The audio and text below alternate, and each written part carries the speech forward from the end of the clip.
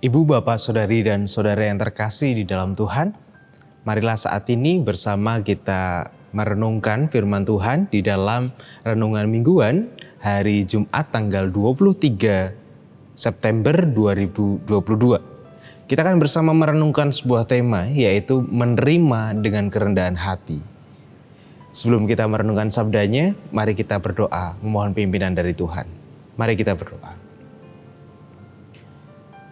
Bapa di dalam surga, kami bersyukur Tuhan untuk segala anugerah kebaikan yang boleh kami terima dan kami rasakan dalam kehidupan kami. Dan saat ini ya Allah, kami bersama hendak merenungkan sabda-Mu, kami bersama hendak menerima apa yang menjadi pewartaan kebenaran-Mu.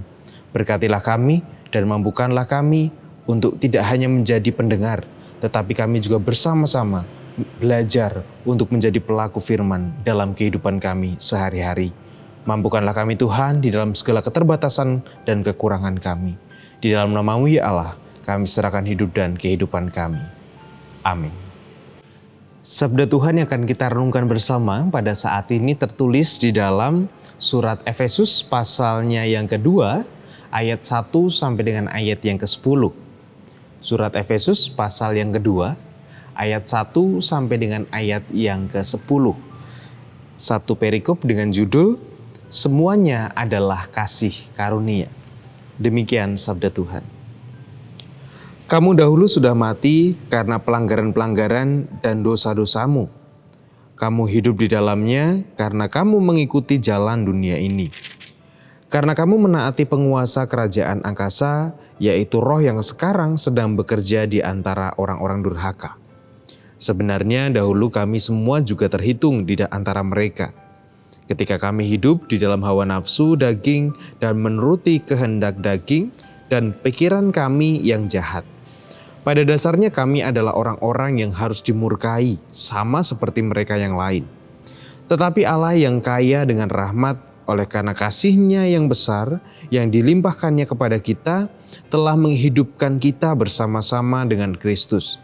Sekalipun kita telah mati oleh kesalahan-kesalahan kita, oleh kasih karunia kamu diselamatkan, dan di dalam Kristus Yesus Ia telah membangkitkan kita juga dan memberikan tempat bersama-sama dengan Dia di sorga. Supaya pada masa yang akan datang Ia menunjukkan kepada kita kekayaan kasih karunia-Nya yang melimpah-limpah sesuai dengan kebaikan-Nya terhadap kita dalam Kristus Yesus. Karena sebab kasih karunia kamu diselamatkan oleh iman. Itu bukan hasil usahamu, tetapi pemberian Allah. Itu bukan hasil pekerjaanmu. Jangan ada orang yang memenggahkan diri. Karena kita ini buatan Allah, diciptakan dalam Kristus Yesus untuk melakukan pekerjaan baik yang dipersiapkan Allah sebelumnya. Ia mau supaya kita hidup di dalamnya. Demikian bacaan sabda Tuhan. Yang berbahagia ialah setiap orang yang dengan setia merenungkan firman-Nya serta memelihara dalam kehidupan sehari-hari. Haleluya. Amin. Di dalam sebuah refleksi, seringkali kemudian ketika kita hendak merenungkan tentang kesadaran diri, tentang keberadaan diri, kita selalu ditanya, siapakah aku? Gitu. Itu seringkali menjadi tema-tema retreat atau tema-tema perenungan yang menarik. Siapakah aku? Mengapa menarik? Karena pertanyaan siapakah aku itu mencoba untuk kita sendiri menyadari tentang diri kita. Menyadari keberadaan kita baik di dalam segala kelebihan maupun juga kekurangan kita. Di dalam segala cacat celah kita, di dalam segala seluk-beluk diri kita, kita coba untuk mengenali diri kita. Nah, salah satu hal yang kita punyai setiap orang adalah ketercelaan hidup atau kekurangan, yaitu dosa dan kesalahan. Menyadari dosa dan kesalahan mungkin secara formal itu menjadi sesuatu yang biasa kita lakukan. Bahkan setiap minggu kita diajak untuk mengaku dosa kita karena ketidaksempurnaan kita. Tetapi pada kenyataannya, pada kesadaran diri kita, seringkali kemudian kehidupan kita seolah-olah memperlihatkan bahwa kita tidak sadar akan diri kita yang penuh dosa dan kekurangan.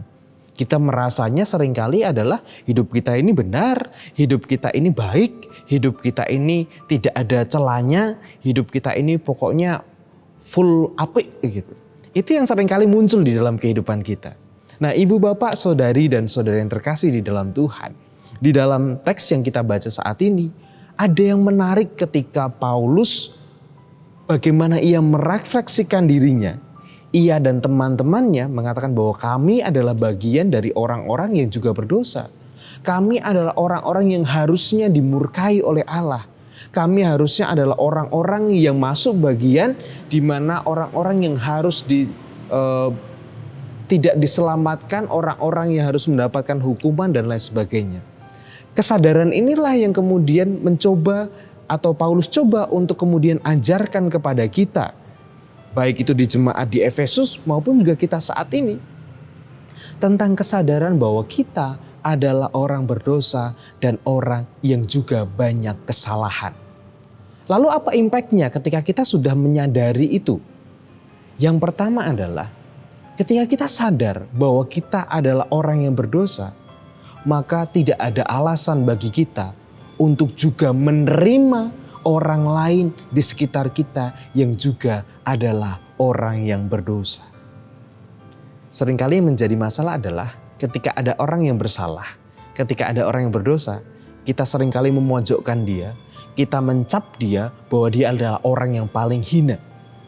Apalagi jika itu terkait dengan dosa seksual, dosa hukum ketujuh gitu ya, kalau orang bilangnya kilometer 7 gitu. Ketika kita sudah berbicara dengan mereka yang dianggap sudah berdosa itu, kita seringkali kemudian melihat mereka dengan cara yang lain. Kita melihat mereka dengan minor. Kita melihat mereka tidak dengan utuh. Karena kita merasa apa? Kita merasa bahwa orang itu berdosa. Orang itu patut untuk dihukum dan lain sebagainya. Tapi di sisi lain kita lupa bahwa kita pun juga orang yang berdosa. Karena kita merasa bahwa dosanya itu lebih besar daripada dosa saya gitu. Sehingga ketika kita menyadari bahwa diri kita adalah orang yang berdosa, maka kita pun akan juga mau menerima dengan kerendahan hati kita setiap orang yang berdosa. Kenapa kita harus menjauhi mereka? Orang kita pun juga berdosa kok. Ketika ada orang lain berdosa, ya mari kita datang bersama-sama di hadapan Tuhan sebagai orang-orang yang berdosa. Oleh karena itu kesadaran akan keberadaan diri kita, kesadaran akan posisi kita sebagai orang yang berdosa perlu untuk kita sadari. Supaya apa? Supaya kita juga tidak arogan untuk menampik saudara-saudara kita lain yang berdosa. Ataupun kita juga tidak mau terbuka kepada mereka yang juga sedang dalam pergumulan kesalahan mereka. Dengan kerendahan hati, dengan kesadaran akan dosa kita diajak untuk mau menerima mereka.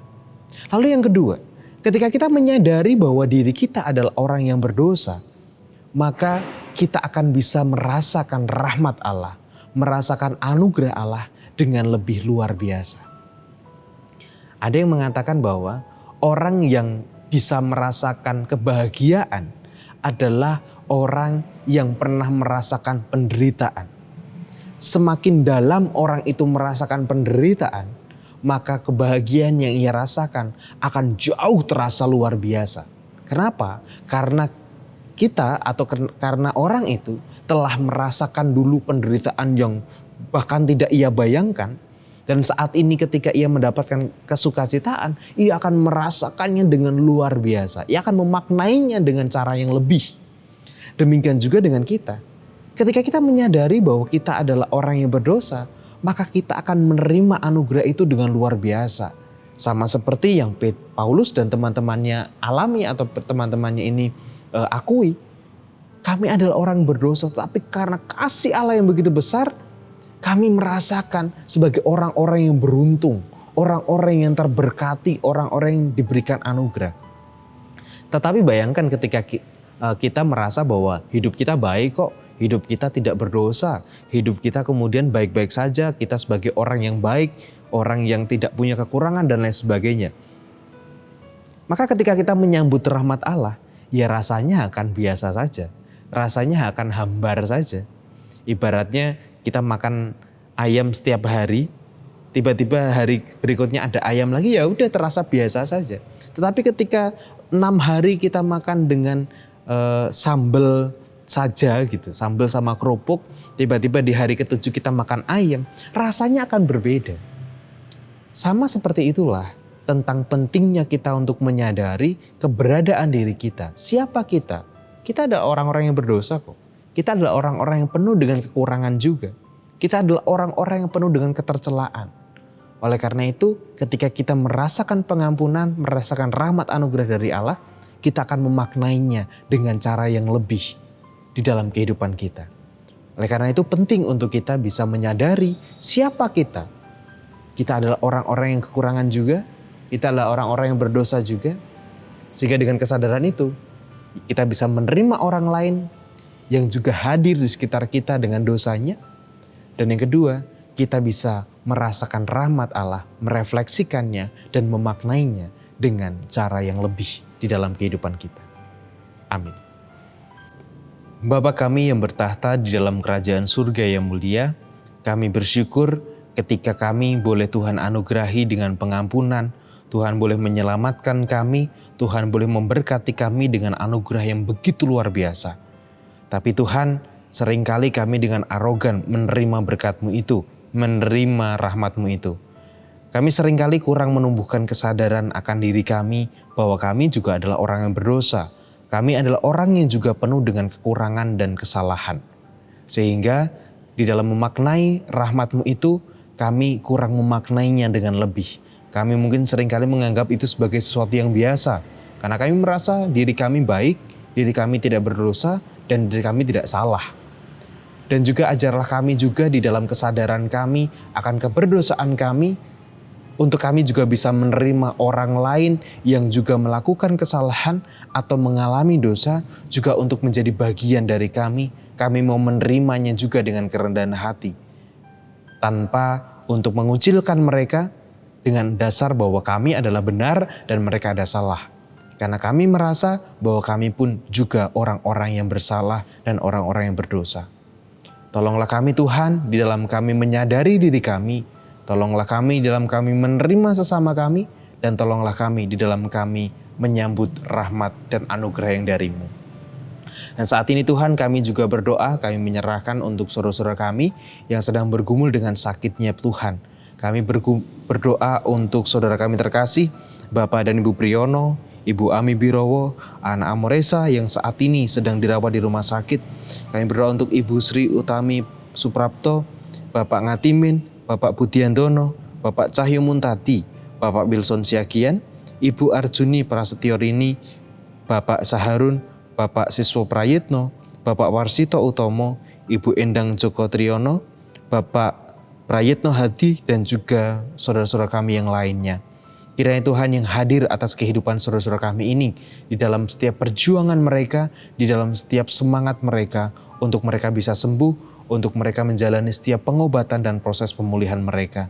Kiranya rahmat Tuhan boleh hadir memberkati saudara-saudara kami ini. Juga yang berdoa Tuhan untuk orang tua kami. Kami menyerahkan Ibu Rosmiati Buyung, Ibu Sarno, Ibu Tugira Sariman, Ibu Suparmo, Ibu Rosmiati Suhardi, Ibu Murjangkung, Ibu Endang Karno, Ibu Joyo Pawiro, Ibu Kon Mariaten Subardi, Bapak Sadal Paulus, Bapak Christian Dauribu, Bapak Elias Sariman, Bapak dan Ibu Sunarto Saputro, Bapak Repen Sukarsono, Ibu Mardi Utomo, Ibu Yatmiartini Rosti, Bapak Suprapto, Ibu Suwarsi Rahayu, dan juga orang tua kami yang lain dimanapun mereka berada, yang saat ini bersama-sama dengan kami, ataupun yang saat ini terpisah jarak dengan kami. Kiranya Tuhan senantiasa memberkati orang tua kami ini Tuhan, di dalam setiap kelemahan tubuh mereka oleh karena usia, ataupun juga di dalam setiap perasaan kegelisahan mereka di masa tua, ataupun juga tentang perasaan-perasaan yang lainnya. Kiranya Tuhan senantiasa memberkati mereka, membekali mereka dengan sukacita dan kedamaian yang dari Tuhan. Kami juga saat ini Tuhan secara khusus berdoa untuk saudara kami terkasih, keluarga besar Ibu Larbadio, di mana pada malam tadi Engkau telah memanggil pulang ke hadirat-Mu Bapak Larbadio. Kami menyerahkan Tuhan untuk ibu dan seluruh anak-anak, cucu dan seluruh keluarga. Kiranya Tuhan berkenan untuk memberikan penghiburan bagi mereka, memberikan kekuatan bagi mereka, dan biarlah kasih-Mu boleh tercurah atas kehidupan mereka ya Allah. Ya Bapa, kami menyerahkan untuk keluarga ini, biarlah di masa-masa, di hari-hari yang lampau ketika mereka juga berpisah dengan orang tua terkasih ini, dengan Bapak Larbatio, mereka pun boleh melanjutkan kehidupan mereka dalam kesukacitaan, di dalam satu kepercayaan dan rahmat yang dari Tuhan. Kami serahkan Tuhan di dalam setiap kedukaan yang masih dirasakan oleh keluarga ini, kiranya Engkau memberkati mereka. Demikian juga Tuhan di dalam setiap pergumulan kami yang lain, tentang sekolah, tentang pekerjaan, ataupun juga pergumulan-pergumulan apapun yang kami rasakan. Kiranya Engkau yang hadir juga atas kami, Engkau yang memberkati kami di dalam kami menyelesaikan apa yang harus kami selesaikan dan menjadi tanggung jawab kami. Kami mau serahkan Tuhan seluruh hidup dan kehidupan kami ke dalam tangan kuasa Tuhan. Di dalam nama Kristus Yesus, kami menyerahkan seluruh doa, syukur, dan kehidupan kami. Amin.